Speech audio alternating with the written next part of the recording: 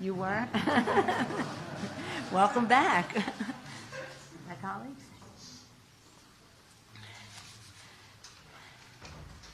Good morning. Last evening we returned from a very important congressional delegation. We went to Israel. We began our trip in Israel, where we met at the highest level with the Prime Minister, the President, who welcomed us in the grandest style to review the troops and be honored at events. But the really important part were our conversations about our unanimous view within our CODEL of support for the two-state solution. When we met with the Palestinian government under the leadership of the People's Palestinian Authority and the leadership of President Abbas, we delivered the same message, a message of peace and two-state solution. Went on to Munich. Of course, when we planned this trip, it was not a trip that was planned in the backdrop of the imminent invasion of Ukraine. But that became, obviously, the centerpiece of the Munich Security Conference. Many of us have gone to that conference over the years to talk about security, economy, and how that relates to security, and governance, and how that relates to security. In fact, those three things, security, economy, and governance, are the purpose of any foreign travel of members of Congress. The Munich Conference, it gives us a distilled way to see so many leaders from so many countries on those subjects. And at this time, of course, the focus was Ukraine. We had more than one delegation, but around 40 members of Congress, House and Senate, Democrats and Republicans, all united in our support for the transatlantic alliance, NATO, all of us united in being there to remove all doubt in Putin or anyone else's mind that we were acting as one. And of course, that would have been our message with or without Ukraine. Ukraine made it even more so, because now we're talking about sanctions and the rest. We are very proud of our Vice President our President whose leadership has been outstanding, and the message was delivered to the conference by the Vice President. It was well received, it was unifying, it was firm in terms of how we would work together for sanctions should there be an invasion of Ukraine. What I just want to say as a sideline to my colleagues is that I was so pleased with how many women who were there were leaders in national security. When you're at this, the dynamic is people come up to you. Well, you have all kinds of bilateral meetings planned. We met with the new Chancellor of Germany. We met with the head of the EU, the head of the NATO, the mayor of Kyiv. We met with very high-level bilateral meetings. But as you're there, others approach. And for example, the president of Moldova is a woman, and she expressed concern to me that the Russian propaganda was having an impact there, where they were making a case that they had to go into Ukraine because Ukraine had done this, that, or the other thing. The president of Kosovo, a woman, told me that the Russians were successful in having some Serbians on the border put forth a Russian message. Both the foreign minister and the defense minister of Canada are women. We shared some thoughts about what's going on in Canada right now.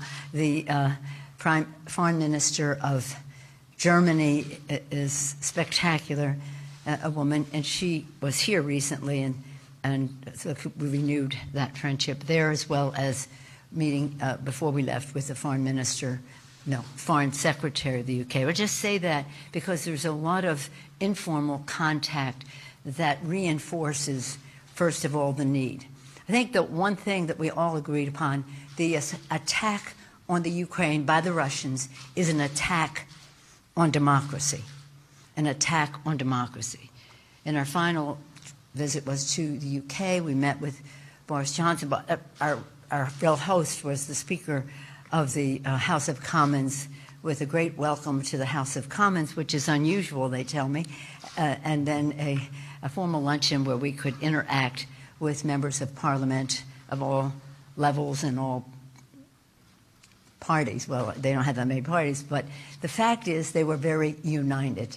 Every place we were, that people were united in opposition to what was happening, of course, in Ukraine, but more importantly, in what we needed to do about that.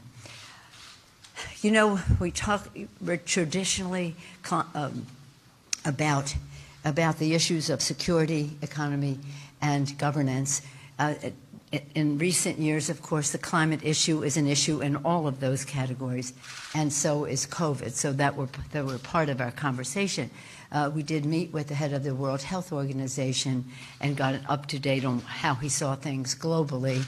And again, in every place we went, that COVID challenge was part of our discussion. So it was intensely busy, and we were magnificently served. You've seen the list of members. They are mostly from our security committees: Adam Schiff, Intelligence; Adam Smith, Armed Services; Ted Deutsch, Foreign Affairs; Barbara Lee, Appropriate. Well, let me come back to Barbara and Betty McCollum. Jim Himes, Intelligence; Bill Keating, Foreign Affairs and Armed Services; Sean Patrick Maloney, Intelligence; Eric Swalwell, Intelligence and Homeland Security; Ruben Gallego, Armed Services; Seth Moulton, Armed Services; Ro Khanna, Armed Services; Andy Kim, Armed Services and Foreign Policy. But when you're having these discussions, all roads lead to the Appropriations Committee.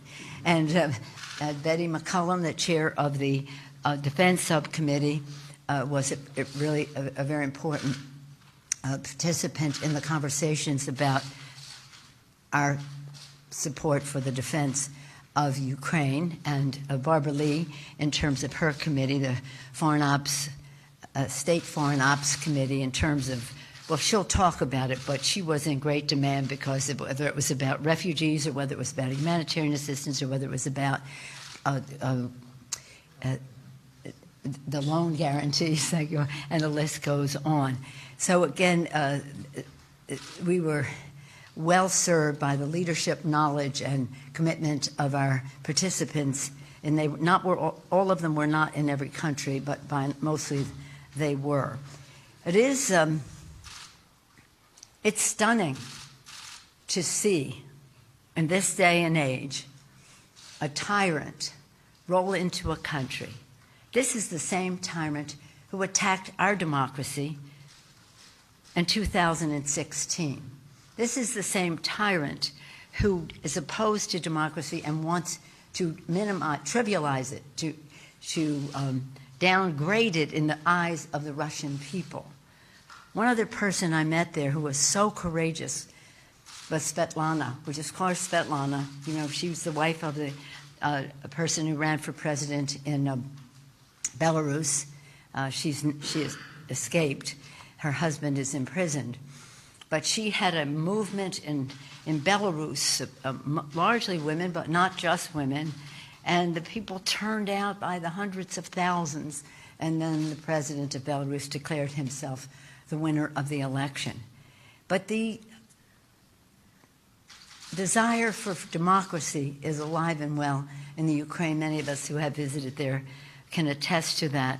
So the people of Ukraine, although it's not a Article 5 country, we will not have boots on the ground, know that we are with them, not only in spirit, but materially in terms of meeting their needs and just heralding their message with gratitude for the defense that the people of Ukraine are making for democracy.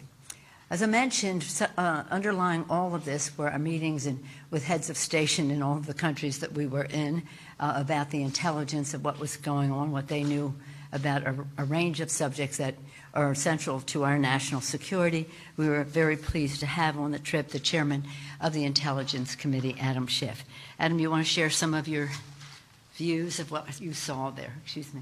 And thank you for your leadership. Thank you, Madam Speaker.